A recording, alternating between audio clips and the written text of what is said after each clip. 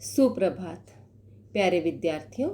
आज हम 9वीं कक्षा की हिंदी की पूरक पठन की पुस्तक संचयन भाग 1 से पाठ 5 हामिद खान का तीसरा भाग पढ़ेंगे। इस पाठ के लेखक श्री S.K. पोटेकाट जी हैं। विद्यार्थियों, आगे बढ़ने से पूर्व पिछले 2 भाग में जहाँ तक हम अध्ययन कर चुके हैं, आइए एक बार उस पर भी निगाह डाल लेते हैं। लेखक S.K. पोटेकाट जी 2 साल पहले तक्षशिला के प्राचीन खंडहर देखने के लिए गए थे। वहाँ की कड़कड़ाती धूप में भूख प्यास से वे बेहाल हो गए थे। करीब पौन मील पैदल चलकर वे एक गांव में पहुँचे। वहाँ गलियों से भरा एक तंग बाजार था। वहाँ चारों तरफ गंदगी ही गंदगी फैली हुई थी। वहाँ पर लंबे कद के पठान मस्त चाल से चल रहे थे। उन्होंने अचानक देखा कि एक दुकान पर चपातियाँ सेकी जा रही थी। लेखक चपातियों की सौंधी महक को सूंघकर उसी दुकान की तरफ चले गए। वे दुकान के भीतर गए। उन्होंने देखा कि वहाँ एक अधेड़ उम्र का पठान अंगीठी के पास सिर झुकाए चपातियाँ बना रहा था। लेखक ने खाने के लिए कुछ मांगा तो पठान ने बताया कि उसके पास चपाती और सालन है। वहीं दुकान में एक चारपाई पर गंदे तकिए पर कोहनी टिकाए एक बूढ़ा हुक्का पी रहा था।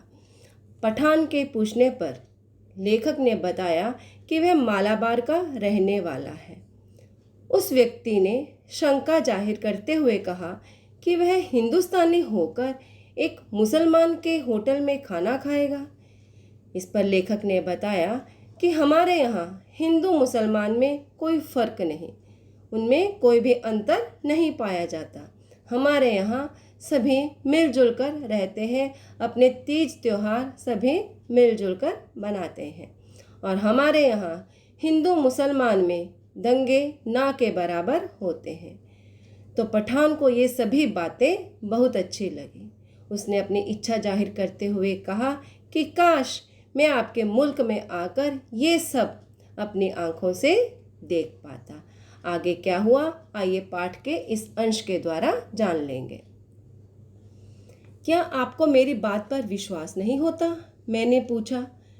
मुझे आपकी बात पर तो पूरा यकीन हो गया है, पर मैं इस पर ईमान नहीं कर सकता कि आप हिंदू हैं, क्योंकि यहाँ कोई भी हिंदू आपकी कही हुई बातों को इतने फख्र के साथ किसी मुसलमान से नहीं कह सकता। उसकी नज़र में हम आतताइयों की औलादें हैं। हमें इस हालत में अपनी आन के लिए लड़ना पड़ता है।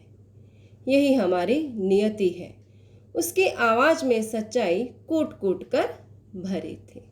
अब लेखक ने उससे पूछा कि क्या आपको मेरी बातों पर विश्वास नहीं होता, क्योंकि लेखक ने उसे बताया था कि हमारे यहाँ हिंदू मुस्लिम में ना तो दंगे होते हैं और वे सब आपस में मिलजुल कर रहते हैं और अपने जो उनके तीज त्योहार होते हैं मिलजुल कर वह भी मनाते हैं। तो जो पठान था बड़े ध्यान से उसकी बातें सुन रहा था और उसने अपनी इच्छा जाहिर की कि काश मैं भी आपके मुल्क में आकर ये सब अपनी आंखों से देख लेता। तो लेखक ने उससे पूछा कि क्या आपको मेरी बात पर भरोसा नहीं कि जो आप वहाँ जाकर देखना चाहते हैं? तो फिर पठान ने उसे कहा कि मुझे आपकी बात पर तो पूरा यकीन हो गया है। यकीन हो जाना, भरोसा हो जाना कि मुझे आपकी बात पर तो पूरी तरह से यकीन हो गया है, पर मैं इस पर ईमान नहीं कर सकता। ईमान करना मतलब कि विश्वास करना। यहाँ इसमें कुछ शब्द ऐसे हैं जो कि उर्दू भाषा के हैं। तो उसने कहा कि मैं आपके इस बात पर विश्वास नहीं कर सकता कि आप हिंदू हैं। क्यों? क्योंकि यहाँ पर मतलब कि पाकिस्तान में कोई भी हिंदू आपकी कही हुई बातों को इतने फ़ख्र के साथ, फ़ख्र होता है इतने गर्व के साथ, किसी मुसलमान से नहीं कह सकता। तो क्या कहा पठान ने कि मुझे आपकी बातों पर पूरा भरोसा हो गया है, पर मैं इसके ऊपर विश्वास नहीं कर सकता कि आप हिंदू हैं, क्योंकि हमारे यहाँ यानी कि पाकिस्तान में कोई भी हिंदू आपकी कही हुई बातों को इतने गर्व के साथ किसी मुसलमान के सामने नहीं कह सकता। क्यों? क्योंकि उनके नज़र में हम आतताइयों की औलादें हैं। आतताई का अर्थ होता है अत्याचारी। क्योंकि उनके नज़र में हम किसकी औलाद हैं? हम आतताई मतलब कि एक अत्याचारी की औलाद हैं। हमें इस हालत में अपनी आन के लिए लड़ना पड़ता है। तो इस हालत में हमें जो है अपनी आन के लिए लड़ना पड़ता है और यही हमारी नियति है। नियति का अर्थ होता है भाग्य। यही हमारा भाग्य भी है। और उसकी आवाज़, जब वो ये बात बता रहा था तो उसकी आवाज़ में जो सच्चाई थी वह कूट कूट कर भरी हुई थी। मतलब कि उसकी जो बात थी वह सच्चाई की भावना से ओतप्रोत थी। आपका शुभ नाम? मैंने पूछा। हामिद खान। वो जो चारपाई पर बैठे हैं वो मेरे अब्बा जान हैं। अच्छा, आप 10 मिनट तक इंतज़ार कीजिए, सालन अभी पक रहा है। मैं इंतज़ार करने लगा। अरे ओ अब्दुल! हामिद खान ने ज़ोर से आवाज़ लगाई। एक छोकरा दौड़ता हुआ आया जो आंगन में चटाई बिछाकर लाल मिर्च सुखा रहा था। अब लेखक ने उससे उसका नाम पूछा। कैसे पूछा? आपका शुभ नाम। बड़े प्यार से उसने उससे पूछा कि आपका शुभ नाम। तो पठान ने बताया हामिद खान। और जो चारपाई पर बैठे हैं वो मेरे अब्बा जान हैं। मैंने आपको पहले भी बताया कि इस पाठ में बहुत से शब्द उर्दू भाषा के हैं। तो अब्बा जान किसे कहते हैं? अब्बा जान कहते हैं पिताजी को। तो हामिद खान ने बताया कि जो चारपाई पर बैठे हैं वो मेरे अब्बा जान हैं। अच्छा, आप 10 मिनट तक इंतज़ार कीजिए, सालन अभी पक रहा है। उसने लेखक से कहा कि आप 10 मिनट तक और इंतज़ार कीजिए क्योंकि अभी सालन जो है पका नहीं है। मैं वहाँ बैठकर इंतज़ार करने लगा। अरे ओ अब्दुल! हामिद खान ने ज़ोर से आवाज़ लगाई। हामिद खान ने एक लड़के को ज़ोर से आवाज़ लगाई। उस लड़के का नाम अब्दुल था। तो जैसे ही उसने उसे आवाज़ लगाई, एक छोकरा मतलब एक लड़का दौड़ता हुआ आया। और वह लड़का क्या कर रहा था उस समय? वह लड़का आंगन में चटाई बिछाकर लाल मिर्च सुखा रहा था। तो जैसे ही हामिद खान ने उसे आवाज़ लगाई, वह दौड़ता हुआ उसके पास आ गया। हामिद ने पश्तो भाषा में उसे कुछ आदेश दिया। वह दुकान के पिछवाड़े की तरफ भागा। भाईजान, जालिमों की इस दुनिया में शैतान भी लुक छिप कर चलता है। किसी पर धौंस जमाकर या मजबूर करके हम प्यार मोल नहीं ले सकते। आप ईमान से मोहब्बत के नाते मेरे होटल में खाना खाने आए हैं। अब जो है, जब हामिद खान ने उस लड़के को बुलाया तो वह लड़का दौड़ते हुए उसके पास आया। तो हामिद खान ने उसे पश्तो भाषा में कुछ आदेश दिया। पश्तो क्या होती है? प्राचीन आर्य भाषाओं में से एक भाषा है जो कि भारत के पश्चिमोत्तर सीमा से लेकर अफगानिस्तान तक बोली जाती है। तो समझ में आया बच्चों पश्तो क्या होती है? पश्तो एक प्रकार की भाषा है जो कि प्राचीन आर्य भाषाओं में से एक है और यह भाषा भारत के पश्चिमोत्तर सीमा से लेकर अफगानिस्तान तक बोली जाती है। तो हामिद खान ने उसी भाषा में उस लड़के को कुछ आदेश दिया और उस आदेश को पाते ही वह लड़का दुकान के पिछवाड़े की तरफ भागा। पिछवाड़े मतलब पीछे की तरफ भाग गया। भाईजान, जालिमों के इस दुनिया में शैतान भी लुक छिप कर चलता है। आगे जो है हामिद खान ने उसे बताया कि इस दुनिया में उन्हें जो है, क्योंकि ये दुनिया जालिमों की है, अत्याचारियों की, मतलब कि उसका कहने का अभिप्राय है क्योंकि वहाँ पर हिंदू मुस्लिम की बनती नहीं थी। तो उसने उसके लिए बात कही कि यहाँ जालिमों की इस दुनिया में उन्हें जो है शैतान के जैसे लुक छिप कर चलना पड़ता है और किसी पर धौंस जमाकर या मजबूर करके हम प्यार मोल नहीं ले सकते। मतलब कि किसी के ऊपर धौंस जमाना होता है किसी के ऊपर अपना रोब जमाना। तो हम किसी को जो है डरा धमका कर, ठीक है, किसी पर धौंस जमा कर या फिर हमें या उसको मजबूर करके हम प्यार मोल नहीं ले सकते। प्यार तो एक भावना है जो कि उसके अंतर्मन से आती है। आप ईमान से, मतलब कि भरोसे से, विश्वास से, मोहब्बत के नाते, प्यार के नाते मेरे होटल में खाना खाने आए हैं। तो वह हामिद जो है लेखक से कह रहा है कि आप बड़े विश्वास के साथ, बड़े प्यार के साथ मेरे होटल में खाना खाने आए हैं, ऐसी ईमानदारी और मोहब्बत का असर मेरे दिल में क्यों ना पड़े। मतलब कि जिस ईमान से और जिस मोहब्बत से आप मेरे होटल में खाना खाने के लिए आए हैं, तो आपके इन प्यार भरी और विश्वास भरी बातों का असर मेरे दिल में क्यों नहीं पड़ेगा, अर्थात अवश्य तौर से पड़ेगा। अगर हिंदू और मुसलमान ईमान से आपस में मोहब्बत करते तो कितना अच्छा होता।